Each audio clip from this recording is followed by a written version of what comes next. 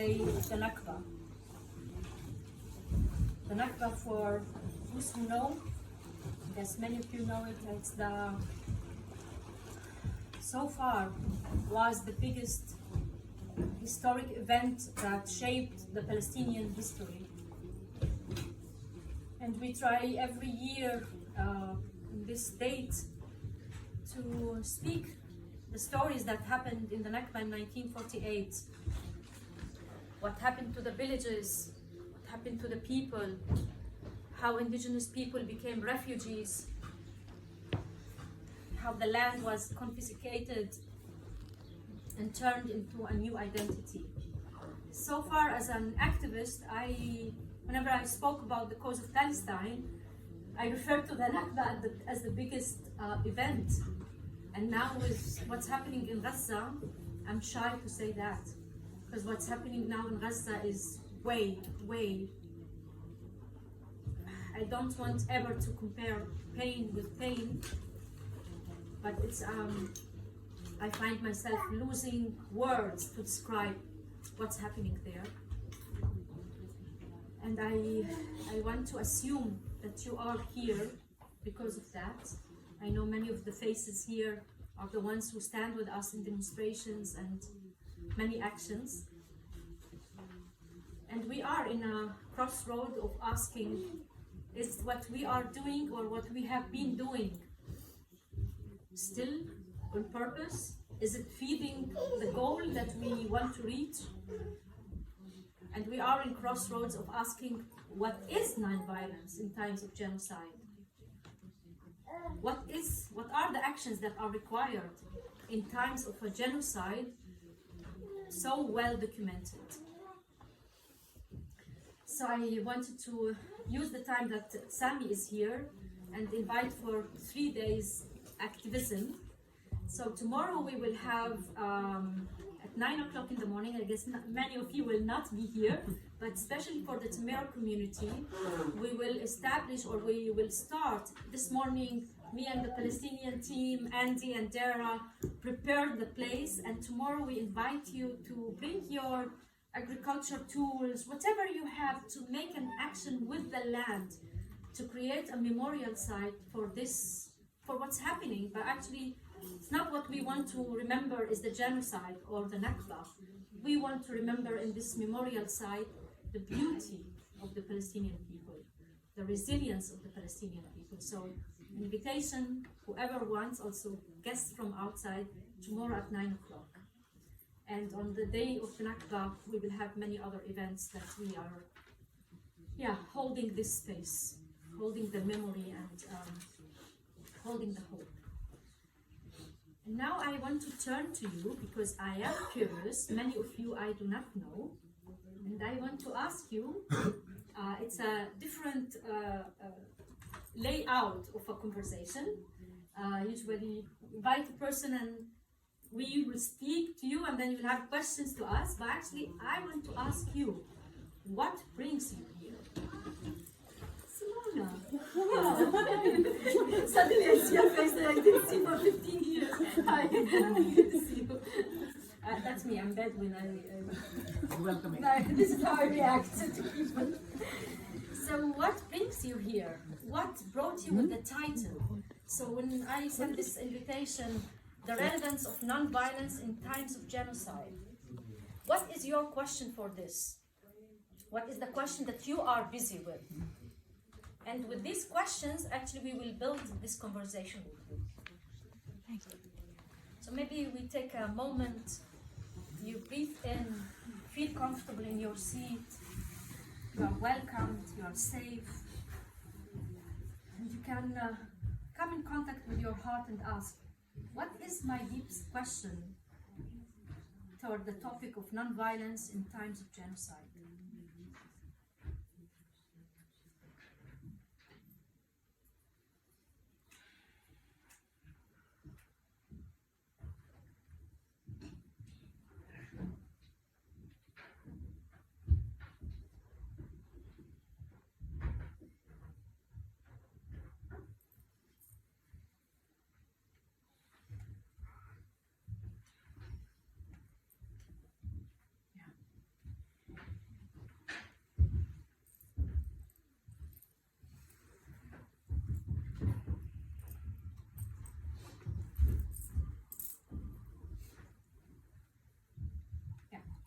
questions are opened. I will repeat your questions so we make sure that we understood it, but also that it goes to the live. Mara. So non-violence, I feel it's such a deep inner attitude and quality.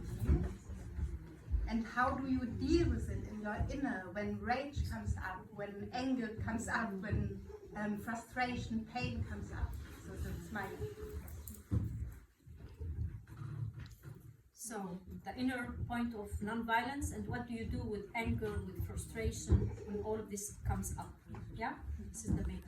When you make your question short, it's also easy to repeat. Thank you. So we keep the questions. Iris, and then I see. And I invite also our guests. Please feel welcome to ask. Iris. You know how we live here, and what would be a strong part to support the people in Gaza and Palestine? So the question, we are living here in this place, what would be an action that goes as a support for the people in Gaza? Action or not action, or what? Whatever, Yeah. anything that comes. Thank you. Juliet? Similar question, but with a sense of how to stay with a feeling of agency with non-violence when the violence is so big. How to stay with the agency of non-violence when the violence is so huge. Thank you. I want to invite guests. Indra, I see you. What is justified violence? What is dignified violence? What is dignified, justified violence? Amar. I would ask how, you ask what brought me here. I would say just what is my part as an Israeli with the shame and defensiveness and confusion and complication. Like how could my role be when my statement is so confusing for me? When your statement. Yeah, with my statement, I have so many layers of confusion around it, and so I came for to hear it respect and there's confusion and it has space here. Okay. And in this action, because I want to be a part, but I don't know how. So, as an Israeli, feeling the complexity of the topic, shame, confusion, Defensive, and you come here to have more clarity also for your and inner to support in my way, in my and to presence. support in your way. Thank you.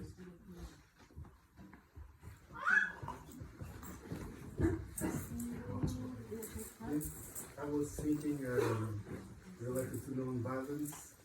Maybe if you know something or you can tell something about the role of art in the non-resistance. Okay, because I read a little bit about that. Notably poets, and I know that some of them died as a result of this. And yeah, if you think it's relevant, I'd like to. So what is the role of art in non-violence Look at and circle. There, in resistance? related with the Palestinian artists, okay? Not just Palestinian, but Thank you.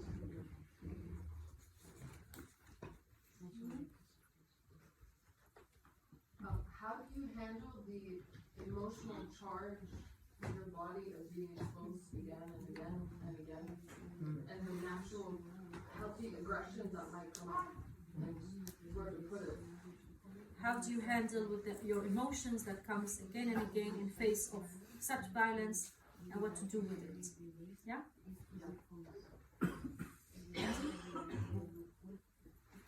So my question is whether there is an edge of non-violence, or is there non-violence no matter what? Especially looking at Gaza, where the power differences is so huge, and I cannot dislink that from non-violence. So the privileged person says non-violence is a different thing than if somebody says it in Gaza or in Palestine in general. So what is the edge of non-violence? Seeing the situation in Gaza, what is the edge of non-violence? I make it shorter because I cannot repeat all what you're saying. Christina? A lot in trauma we talk about this triangle of the perpetrator, the victim, and the savior. And I've been asking myself in this current situation, where is the role of the protector? And where does force then has a role in it? So in this triangle of victim, victimizer, savior, what is the role of a protector? Wow. Great. So we have 2 days for that. We need 2 days on a panel. Doctora. How can collective trauma can be healed? We need 10 days. How can we heal collective trauma? Wow. So, how do we vent when you hear, like I go on fire, when you hear a physician telling you she treated a baby that was being breastfed and they put a bullet to his head while he's breastfeeding, went from one end to the other. How on earth do you vent? How do you vent? If you're a human being, how do you vent? How do we vent when we see? Easy to talk about non-violence in a time like this, but we've had more than enough for 2 years of misery. I want to respect the space that we have a beautiful baby with us here. How do we vent when we see extreme violence in front of us again and again, and for 2 years, seeing all what we see? How do we vent? Okay, I think it would be wise to stop with the questions now and to try to go together into this space of having a conversation about it. I ask you very warmly, whenever you feel that you are not comfortable, something in you is raging, try first to self-regulate yourself, take care of yourself. If you can't, ask a help of somebody. If you can't, leave the space in a quiet way. I would love that we keep a space where a person is able to speak and not immediately having reactions. But we are in times that things are so difficult. So try to regulate. If you can't, a person. If not, the sky is huge.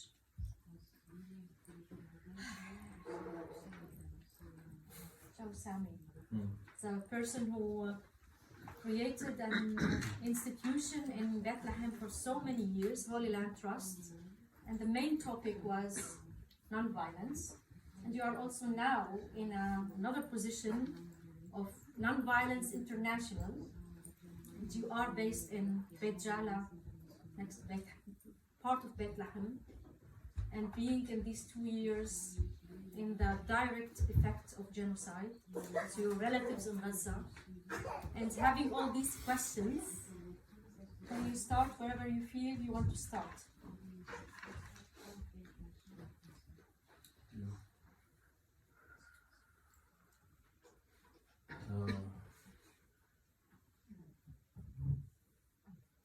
I want to start by saying I am deeply grateful that you are all here. And I'm deeply grateful for the questions you're asking. I am deeply grateful for the heart that brings you to this space. The desire to know, like I desire to know, what can we do in the midst of what's happening.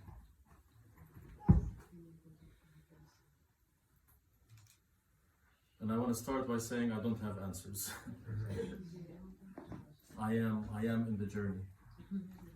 Bethlehem is an hour and a half maximum away from Gaza. We can't even leave Bethlehem to even try to get to Gaza, to do anything to support the people there and the families there. On a daily basis, over Bethlehem, we hear the jets fly over us, because the route that they go over Bethlehem, towards the Negev desert, towards Gaza, throw the bombs, and do a circle.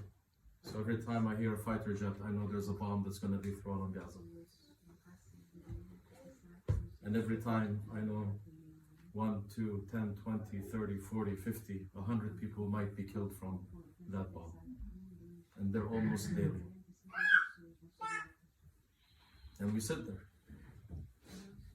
We sit there in Bethlehem, first of all, not knowing what we can do, and second, wondering, when will our turn come?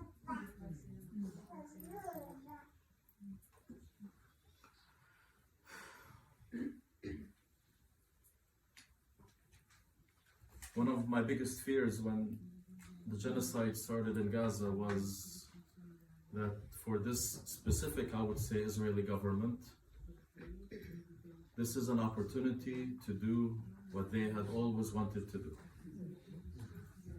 to invoke the second full Nakba on us, to use this as an opportunity to ethnically cleanse as many Palestinians as they can from the land and take over the land, and then the rest of us that are remaining, we need to accept a full apartheid system. And we hear what's happening in Gaza, but I'm also hoping that you're also hearing what's happening in the West Bank with the tremendous violence by settlers towards Palestinians, the land confiscation, the destruction of fields of agriculture, the attacks in refugee camps in the West Bank.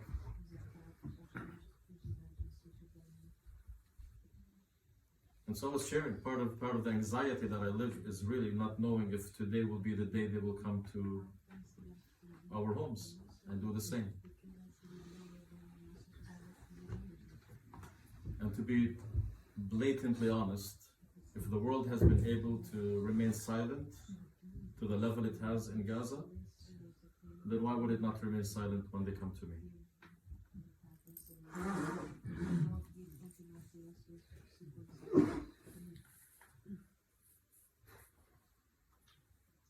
So I hope also that by you coming here, that at least there is a level where we are all upset and angry with what's happening, even if we don't know what to do. But there is a level where we have reached a point where we're choking just from the frustration that we are living within us towards what the Palestinians are experiencing.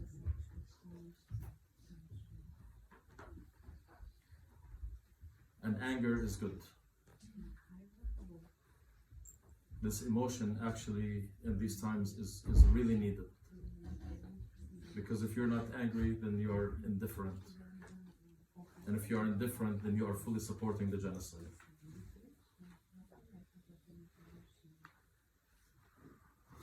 So there is righteousness and sacredness in anger.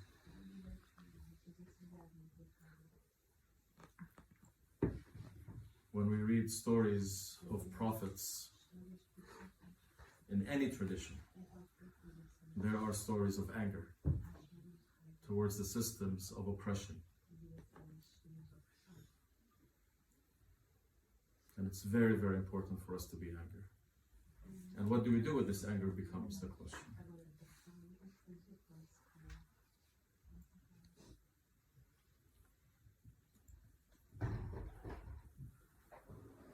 This conversation is about nonviolence. And I think many people really don't understand what nonviolence is. The assumption we have is that nonviolence is the opposite of violence. That nonviolence is not to use the tools of violence. And that is actually a component, but is one slight component of it. When we are talking about nonviolence, and I don't want to go too much into the theory of it, but what's very important to know is there's one main aim in anything that we do. It is to dismantle the structures of power and oppression without causing physical, bodily harm to those who are part of the system. Sometimes we think nonviolence is a protest, it's a demonstration, it's a boycott campaign. These are tactics of it. But are they achieving the goal that we are achieving? Are they helping to reach the point where we dismantle the systems of oppression and power or not? So when you are engaging in nonviolent action, this is something that you really need to keep in mind.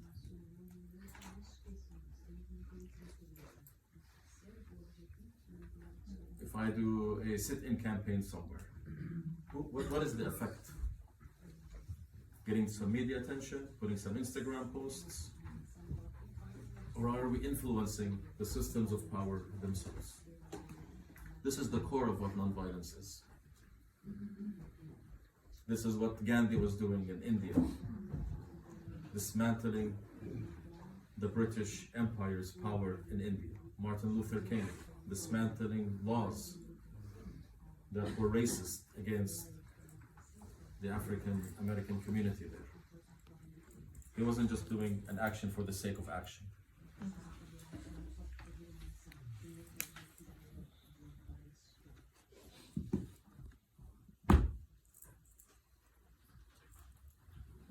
I don't know if you need me to answer these specifically in a row or just speak, but I want to make sure that.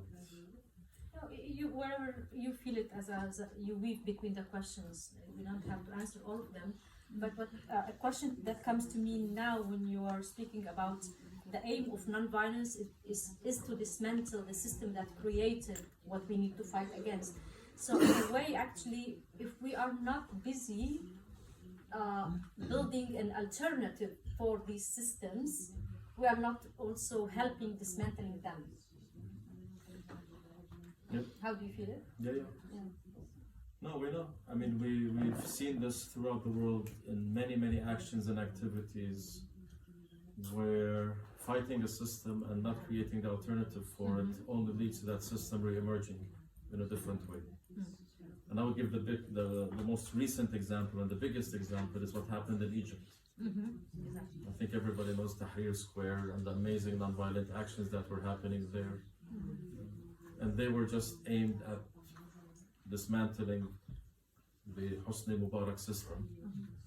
And the people that were organizing these actions did not create an alternative, but there was an alternative by the Muslim Brotherhood that was ready to fill the gap. And so for sure, it's a very important component of what are we creating.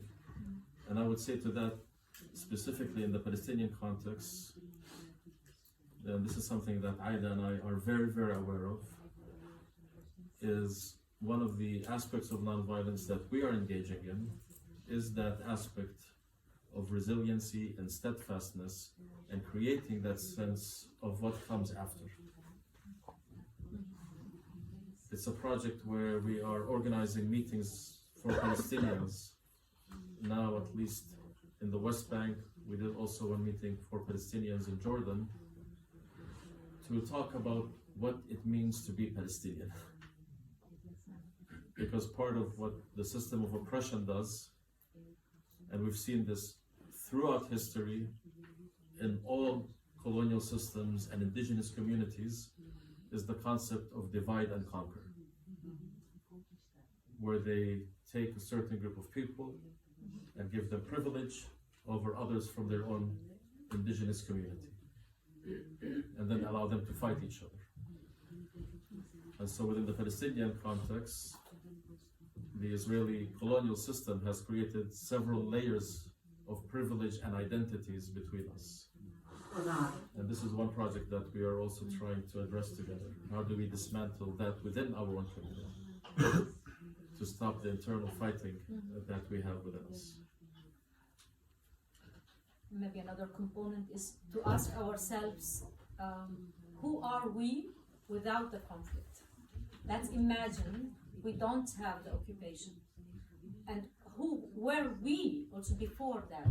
So not to always link our identity as resistant the colonial system, the occupation, and so. But who are we? What are our roots, rituals, ceremonies, ways of talking, ways of being that was before and still hidden?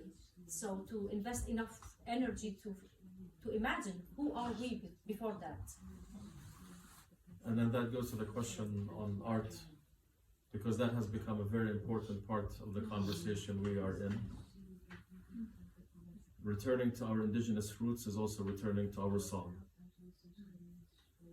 The song that we sang before the Nakba. The song that connects us to the land. The song that connects us to nature, to culture.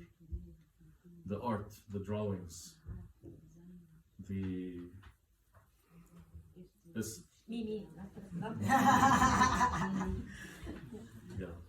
dresses that people are beginning to wear more and more now. The putting of the kafiyah, which many of you think it's a political symbol. But I don't know how many of you know how the indigenous symbols of this? How many? Oh yeah, wow. We are in a good crowd. So you've done your job. So to those who don't know, for example,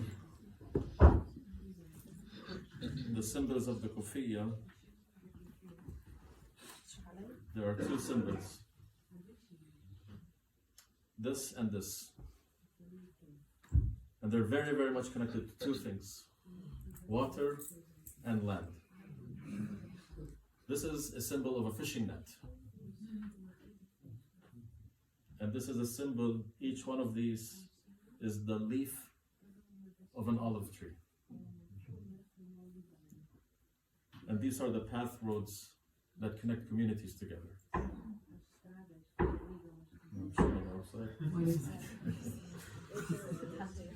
Yeah, so many of course look at this as a political symbol, some people look at this as a terrorist symbol, some look at this only as a solidarity with Palestinians, which is okay, but when you wear this you need to also wear it knowing that you are connecting to land and water. The traditional components of what it means to be an indigenous community. So yeah, I mean, I want to say the situation is beyond words, and I thank the voice of frustration and the voice of anger that we hear. And many of us might be triggered by these voices, but these voices are very, very important. And it's very, very important for us to also, as I said before, I started to be angry. But where do we move this anger becomes the question for us. And I still believe in nonviolence. I'm a person who has always been committed to nonviolence. And my commitment to nonviolence goes actually to the night before I was born. In 1948, when the Nakba happened, the person who would have been my grandfather was killed by Israelis. And my grandmother and her 7 children, including my father who was a child, became refugees. And then one thing I honor is the voice of the indigenous women of the land in any community, because they are the ones that really hold. And my grandmother always insisted that as a family, we will never revenge and retaliate what happened to us. Nothing will be gained by us using the same tools that they used against us. But she also always insisted that in the situation we are living, we will never give up. We will always seek justice. And we will always seek peace, even with those who have done this to us. And I say the word peace, and I tell you, it's not easy for me to say the word peace at this time. But I hold this as the wish of my grandmother to us. And to do that through nonviolence. Nonviolence is not a magic stick. It's not guaranteed. There are many, many examples where nonviolence hasn't worked. But in all honesty, there are more examples of nonviolence working than violence working.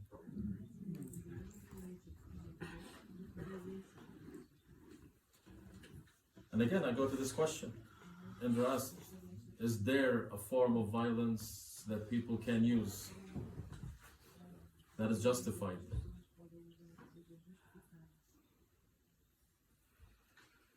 And one of my biggest teachers is Gandhi, who even he said, yes.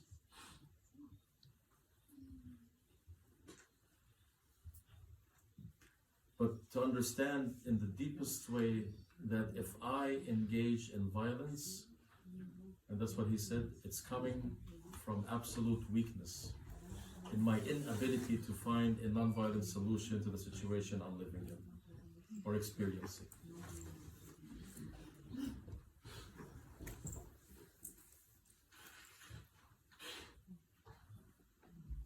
Again, as a person, and I say this individually, I cannot see myself using violence. And therefore I have to keep searching and seeking and asking what is a non-violent option that aims again at dismantling that system of oppression.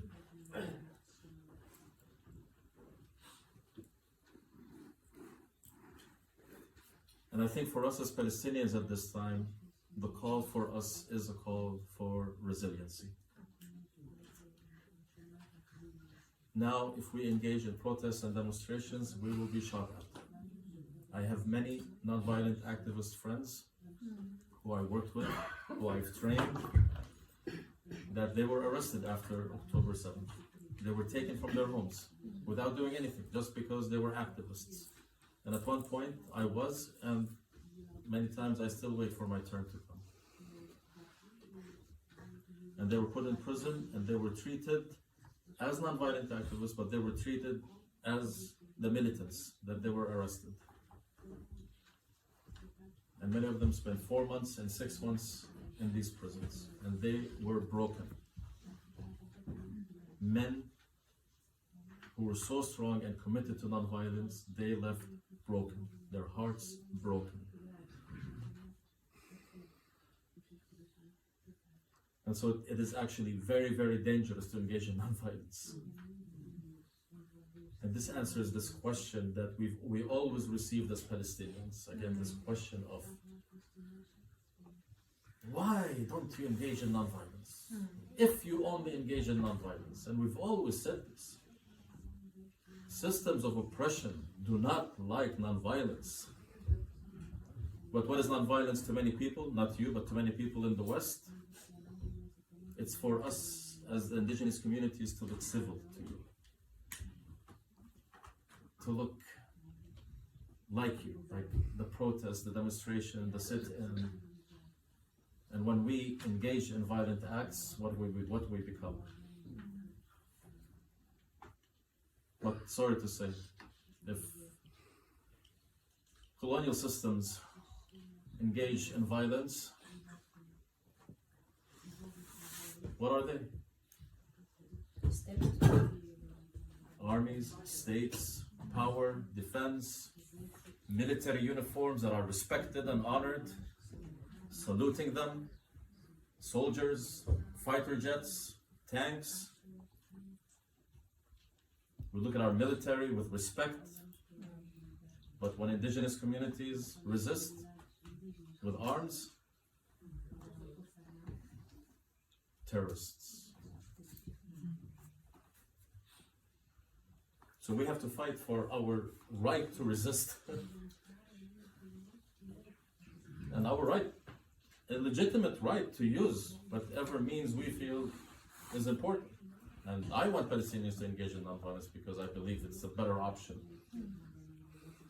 But I tell you, like even that is not accepted. I've been beaten up, detained, and arrested in non-violent actions more than anything else.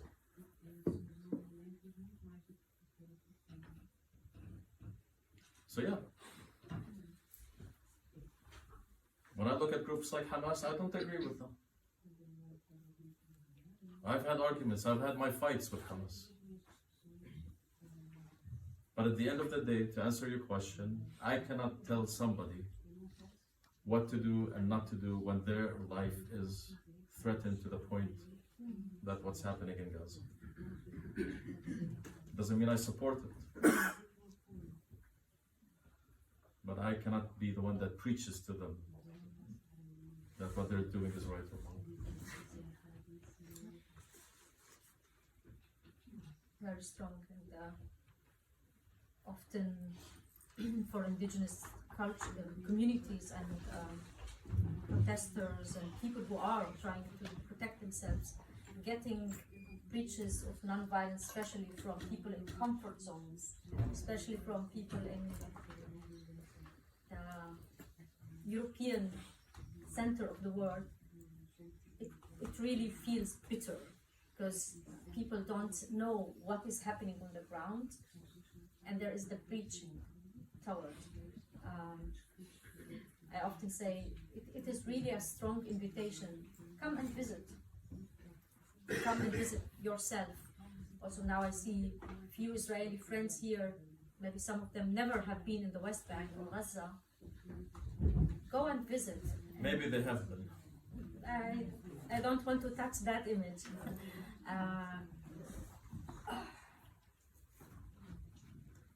Go and visit and be in these situations where you see your people being killed in front of you and you have no way to protect them. When you have a village like Araqib, this is not in the West Bank, not in Gaza. It's a Bedouin village of my relatives in the desert, in the Naqab desert. The village have been destroyed for the number of time 262. 262 times destroyed and rebuilt, and destroyed and rebuilt. And go and live with these people who have to see their village again and again destroyed, and their kids and their people being sent to all directions of other tribes and not being allowed to be in the land. And these are people who have, like me, Israeli documents. We are forced to have the Israeli documents, so supposed to be citizens of the state.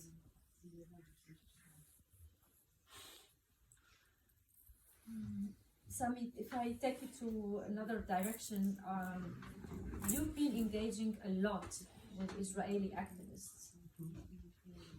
Your house has been called in many times the castle in Beit Jala, that everybody wanted to be there. And during this genocide, you changed your welcoming. Can you say more to it? And maybe this take us to one of these questions. Yeah.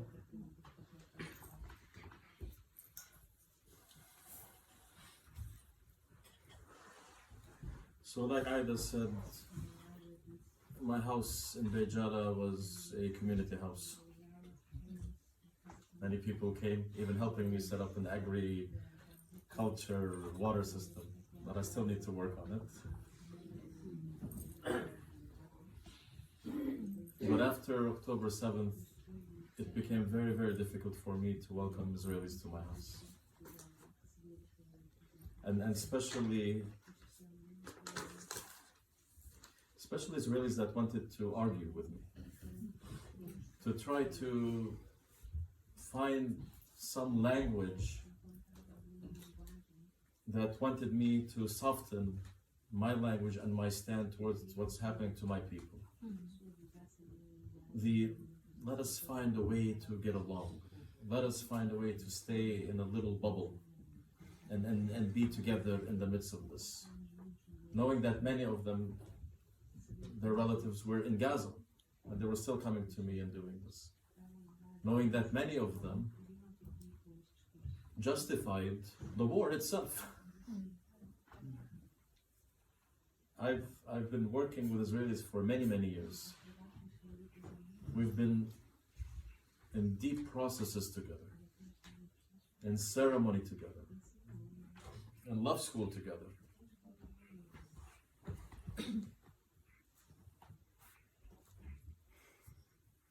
And to hear many of them, not all of them, but many of them come to me and say, yeah, if it wasn't for Hamas, or we need to get rid of Hamas so that we could go back. And yeah, many will die. It's sad, but that's the price that has to be paid. People who were committed to nonviolence telling me that it's okay. If Hamas did not do what it did, then everything would be fine. Everything was never fine. The fact that Palestinians welcomed you to their homes, and the fact that you see people swimming on the beaches of Gaza, that the restaurants were opened and we were engaging, doesn't mean we are fine. It means either we are resilient or we have been able to adapt to the situation that you created for us, to survive. And then for me, this is what I realized. I was creating safe spaces for Israelis to come so that they would feel good about themselves. The guilt and shame wouldn't be so strong because there's a Palestinian that is able to hold them. And I don't have any energy for that.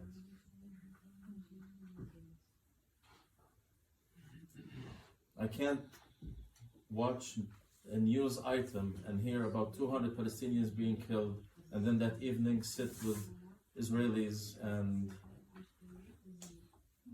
eat together or sing together or talk about the situation together. But I do have a request of Israelis. You need to do the work. When we talk about systems of fascism, and many Israelis were acknowledging that fascism was beginning to emerge 2 years before Gaza, they were protesting in the streets about the fascist system. They were beginning to understand, Israelis were beginning to understand 2 years before Gaza, that there is a system that is dismantling their democracy. It wasn't even about us. There was a system that was being a threat to them. Again, not about us as Palestinians. Palestinians were not even part of the whole anti-fascist movement. And that same government system still remains in Israel. So, they will come for us, and then they will come for you. This is what fascism does. And I think many come from German background here, understand this very well. We look at fascism in Nazi Germany, and yes, against the Jews, but we know very well it wasn't just against the Jews. And fascism in Italy and fascism anywhere is not just against. Fascism today in the US is not just against immigrants that are crossing the border. It's going to touch every layer of American society. And so the trap that was created was, now we are protecting you from Hamas. So you need to stop protesting against us. You need to accept the fascist system, because fascism is what will take care of you as Israeli Jews. And so I think it's very important for Israelis to really begin to rise harder and harder in their voice. And now the voices are coming out more and more. Sadly, 18, 19 months after what started, and we're hearing these voices, and we're hearing the word genocide coming out in the Israeli protest movement more than any time before. When I knew many Israelis who said the word genocide early on were beaten up. Many Israelis who said the word genocide were kicked out from their home by their families. And now more and more are saying it. So my urge to Israelis is this is the time to really move, because that system will destroy you after it destroys us. To add to this, this community, and now in the Alentejo, I guess many of us are here from the Alentejo. And if I'm watching the WhatsApp groups, there is a lot of discussions there. There's a lot of eating each other, long texts of demanding Israelis to show up, to raise their voices, to show their true colors, and so on. And I also see it in some of the voices, a lot of signs and symptoms of fascism and hatred. And now I'm saying to the other side, I would say a statement that I said before: if you really don't love Jewish people, you don't have the right to criticize Israel. And I will explain it. Is that under this demand from Israelis and Jewish people to raise their voices against genocide, this is justified and totally. I want to know with whom I'm living, especially here if we are going to sauna evenings and massage and offering all kinds of workshops. I really want to feel safe to know who is the person that is treating me or being with me in any market. That's fine. But the demands are coming from this place. So who are you and what are you? And I feel under it there is a lot of anti-Semitism. Now, anti-Semitism is a topic very dangerous, and it's a flag that is so easy to wave it. And I'm also seeing in a society that still vote for Shega, which is a party here in Portugal that calls it is the extreme fascism and calls for hating strangers, foreigners. And so if you are voting for Shega and then you are putting your hatred toward Jewish people under the excuse of the genocide, then we didn't do much. We did not do much. That racism, then we copy it from one group to another. So I still say that Israelis, especially who live here, need to say who are they so we can know with whom we are sitting. But it has to come from a place of love.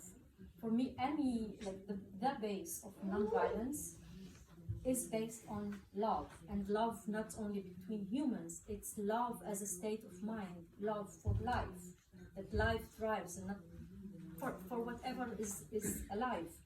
And if I will take a place to a loving no, is that when you love a person or a group enough, you will stop whom you love from doing harm, from doing wrong. If I take a simple example, your child is coming to an oven and you say no, you're gonna burn. The child continue going to the oven, you scream, no, don't do it. And if the child is trying to touch the oven, you will just take the hand and with force, you say no. And if he screams and no, you will also take him outside. So all these steps comes from love. And imagine that we can do this also for a person or a group or a collective that is doing wrong. What is the shout? What is the scream? What is tiding the hands of Israel? There's a lot to do in that. And it has to come from a place of love. But if you are taking the wave of, you always didn't find a solution for hatred toward Jewish, and now taking the genocide, I would say it's a wrong exit. It won't help us. I want to say that it is also very, very important to acknowledge the historic, because we talked, I think there was mention of this, the historic traumas and inherited traumas and fears that are generational between us. And then for me, it was very, very important to realize that within the Jewish community, there is fear. There is a historic fear that is very real and authentic. And it's a fear that existed even before the Holocaust happened. The fear doesn't justify the action, but the fear needs to be acknowledged because fear is a trauma point that needs to be healed. And I spent many, many years in researching, understanding, and learning about the Jewish historic trauma. I went to Auschwitz. I went to retreats in Auschwitz to learn about what happened there, to be and to bear witness to that situation. And I understood that you cannot make peace between people that are afraid of each other. You cannot make peace between a couple that are afraid, really afraid of each other. You have to heal those wounds.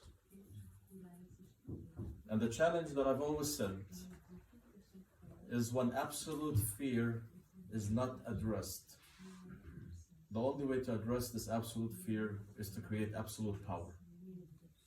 And when you combine absolute fear and absolute power together, you get absolute disaster. And this is what we are facing now. You have a nation that lives a narrative of fear of the Palestinians, as weak as we are, that one day they might do to us what the Nazis did. All these Arab countries around us, they all hate us. They all want to throw us into the sea. Those stories that connect also with the Nazi experience continuously. And then the only way to deal with this is absolute power. And this is absolute disaster. And I say for both communities when that happens. And so yeah, it's very important to address these fears.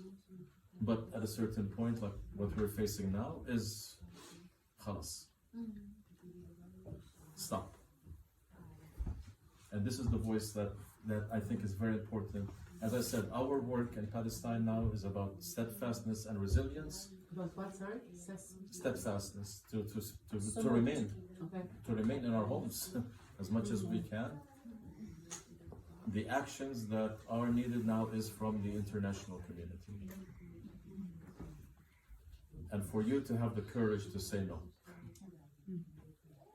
And especially the ones that have historically been the perpetrators, to say no. To say no. And we refuse to be attacked by labels of neo-Nazis or anti-Semitic because we are telling you no. You need to get over the fear and the trauma that you have also carried for generations. As Europeans, as Germans, as whoever you are, to say no. And really, like if there is any love for the Jewish people, not fear from them, Not guilt. and not guilt, then saying no really is the best thing for the Jews. What we call a loving no, as the example of a child. But it has to be a no. There was a question about, you touched it already, how to heal collective trauma. You already spoke about it. And I want to add what Naomi Klein speaks about instrumentalizing trauma, how there are systems that are wanted by the government, by the Zionist system, to create the trauma again and again and again and again to feed that fear. And once we understand what this instrumentalization of a trauma, there are like needed actions to actively step out of it. And that's by gaining knowledge, by studying, by hearing different voices. When you are trapped in something, so convinced about it, so difficult to listen to other voices. And these are where we are in this point of history. How are we? Good? No, I don't see signs. Are we good? Are we... Maybe we take a collective breath together. If you need to move your body, if you need to touch your neighbor, stay awake. Come on, that's it.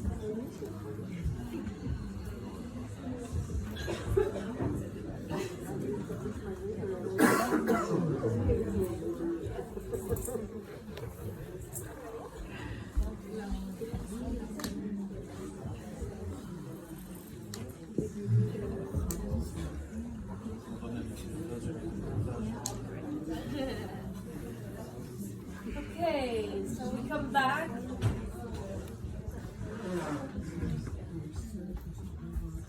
حنوش تغني لو ناديناكي؟ تغني لو ناديناكي؟ I wanna check if you had a question that part of it was answered or something was not answered and you feel that still, or you have a new question. New question, yeah. Go for it. Wait, Make I need to questions speak. short so I can. Yeah, it's to what you said about saying no. I have a need to understand what does that mean practically, saying no. Yeah. So what Sami is calling for the international community and also me and many others, again to repeat, our job now, our task as Palestinians, to stay alive. That's it. We lost the power to stop anything. I'm just looking at Hanin here, who lost so many of her members of her family, and like something in my mind, even in my eye now that we are talking, I don't want to look at her because it's just so painful. Have you all seen? Have you all downloaded the app Boycott? Who knows about the app? Which one? Which one? There's an app. You can download it, and any product you go to in the supermarket, just scan it, and to tell you on what level of engagement that company or the owners of that company engage in Israel. Very simple, and you could decide right on the spot just to buy the next product from them. Very, very simple actions that you could do. So there are actions that you could do, and I want to say, when A'ida and myself and Hanin and the Palestinians cannot welcome Israelis into our homes, I invite you to maybe you welcome them into your homes. The Israelis that are in the question, in the challenge, in the confusion, in the not knowing. When I cannot hold space, maybe you could support them. Instead of you fighting them, as A'ida said, because you feel righteous now, wearing the kufiyya, carrying the Palestinian flag, Viva Palestina, hate to Israel. No. That doesn't help any of us. That's not our aim. And so maybe at that level you could take responsibility and empower them, instead of pushing them in the corner where they have to become defensive and not knowing what to do and confused, and all of a sudden they have to defend something, to say, I find space in community that can help me become a stronger activist for ending the occupation and injustice. So there are many, many things that you could engage in. Nonviolence, I just want to say, nonviolence is not just an action. You know, people who study and engage in nonviolence really develop it as a strategic thinking over years. Assessment, understanding power dynamics, understanding where do we attack nonviolently, what are the structures of power that we need to address. And so I think a big part of when we do nonviolence, because systems of oppression are very, very smart. When the Portuguese government sees 10,000, 20,000, 500,000 people demonstrating, what are they thinking? The next day nobody's going to do anything. They did their action. Then you're all going to go to your homes. So there's continuity, there's engagement, there's energy, there's effort, there's letters that need to be written. There is threatening to vote or not to vote for people who support or oppose what's happening.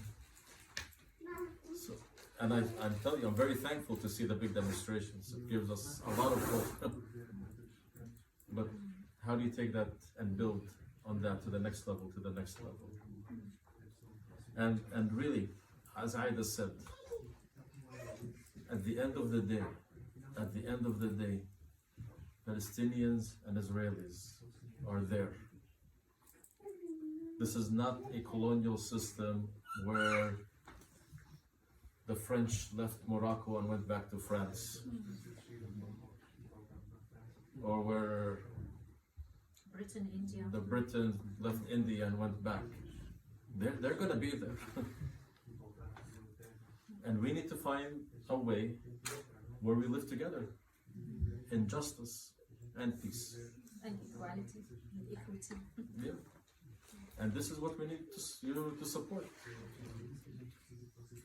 The hatred towards one side or the other does not help any of us at the end. Resisting the actions, resisting the policies, resisting the strategies, resisting the systems, the governments, calling for new systems to emerge. But hatred, again, you can have your anger. If your anger turns to hatred, stop it. If your anger turns to righteous action, go for it. Sacred rage.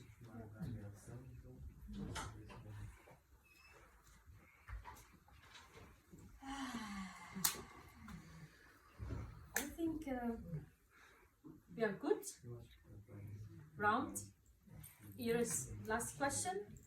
No, I'm lately reading the communist newspaper, and the leader of the Communist Party in Portugal, he is for that the Palestinian state is acknowledged, and I liked it because it's so, he is quite in the hierarchy, and I think it's important to know that there are examples like this.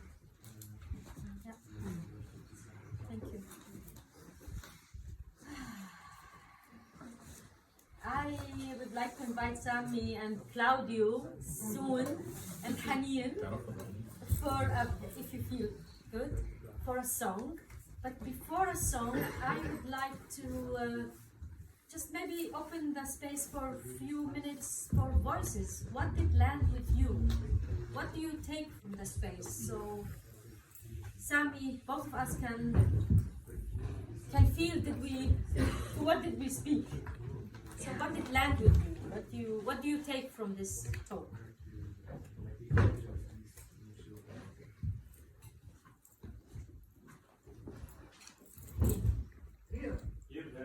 Akhuya. Yeah. I'm really thankful for Sami and A'ida and their voices. And it is a challenge for me as a Palestinian also, with all of the history that is there, and to say again yes for non-violence, again yes for welcoming. Like, I don't want to follow word by word what Sami says, but and still he is very generous with all of his yes for resilience and sumud, yeah, and he's still very generous, and this is really amazing for me. It's being Palestinian, Habibi. I know. I know. You have it too. Yeah, I know. I have it. But it's really amazing. It's like now it's again in my mind. It's like wow, it's such a smooth, such a resilience to say yes for life with all of what is happening. Thank you, Mustafa. Yes for life. I'm just thankful for it. Thank you. Eleanor. Yeah. Also, thank you from my heart to both of you.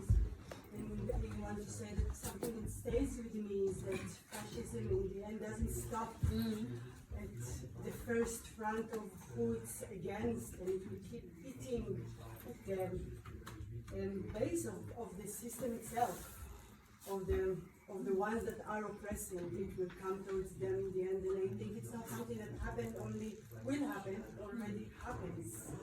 So I can say I'm a Arabic Jew. My people were also are oppressed by the system.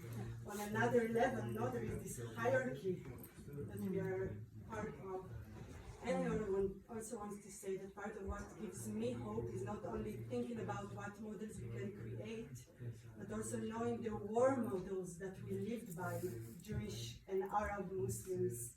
My grandpa kept telling me that his family came from Syria, and when his mom didn't have milk, his neighbor, which was Arabic Muslim, gave milk to his brothers and sisters, and the opposite way around, shared food and were neighbors. So I also want to plant this image as something that is not only possible but exists. Thank you. Thank you. Thank you for standing for your identity. I'm an Arab Jew. Thank you. Who did I see? Indra, and then here. Yeah. I think, Sami, thank you very much, and A'ida, thank you very much for telling us that we can lead with love. And perhaps the question of identities needs to be resolved because we are all Palestinians, we are all Germans, we are all Americans, and we are all Indians. Yeah.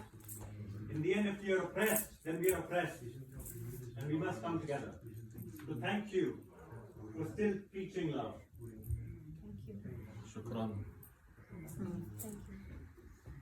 I recommend for you to watch a video from Rafif Ziada from 15 years ago, a poem from Gaza.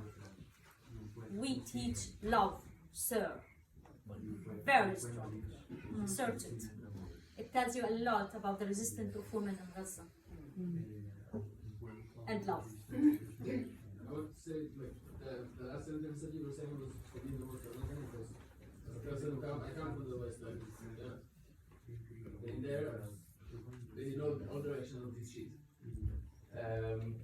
Obviously, I don't forgive is, for me, I don't forgive is any side. Obviously, like, in this moment, we have to support the... Can you just speak slower and louder, Slower. please? Sorry, I know it's... Short what I'm gonna say because I can speak for others. But the one important thing is to treat this place as the Middle East, and not as this or that. Because obviously right now, the Israel is oppressing the Palestinians, and it's fucked up, definitely. The two things, as you were saying, if whoever is coming to, oh, my flag is better, all these flags, they can fuck off right now. Like, flags are not the thing that is going to help you. And so, that's my first point, that I always, whenever any flag is being raised in any situation, really hate it.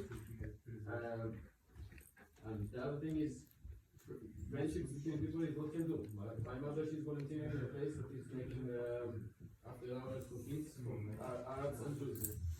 And activities for this next generation is the only thing that will make help. Because, as you said, focusing into the fight is what this is what I'm going to do. It's not going to help. And obviously, for sure, right now, at this moment, I even myself, when someone was saying about we should take down the Palestinian flag, I said no. But also, we should find the ways to get forward and not focusing into the fight. Thank you. So, Thank you. Is there anybody wants to say something before we close? Yeah. Yeah. I'm also very grateful for all what we talked about love, and also that we connected to love, that anger as power can be part of the power of love. And to say no. And how you connected it was really, wow, for me was very, very strong. It is really dancing the paradoxes all the time in a situation like this. And another thing I felt when you were telling, I got again in this trap of feeling shit. What?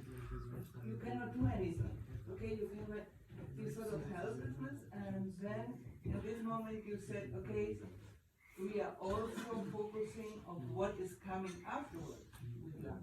So what we want to live, we put the focus not only reacting on the shit happening, and you always have to react, but that you also start to be active, creating another world, and on the base of this shit. So that makes me really very grateful, and it's one of the things what I take with me, that it is. Thank you for this. Thank you. So thank you for the space, and soon Sami will transit to a song, and he will say a few words about it. And before that, I want to recommend for all of us, once the song ends, to stay together. Because one of the things that we create the alternative, We create spaces where we engage in talks, in holding each other, in venting if it's needed to vent, in creating conversation, a meaningful conversation. If you already made the effort to come here, don't run immediately out and then you're with yourself. Stay a bit, mingle with people. Wherever we create community, wherever we create a network of connections that replace that system outside, that's good. That's an act of love. I'm thankful for your presence and for your engagement. And find a way on Thursday, 15th of May, find your way to remember the Nakba, remember the genocide. Do a loving action towards any being for that day. That counts, because every love to any direction counts. Thank you and good night.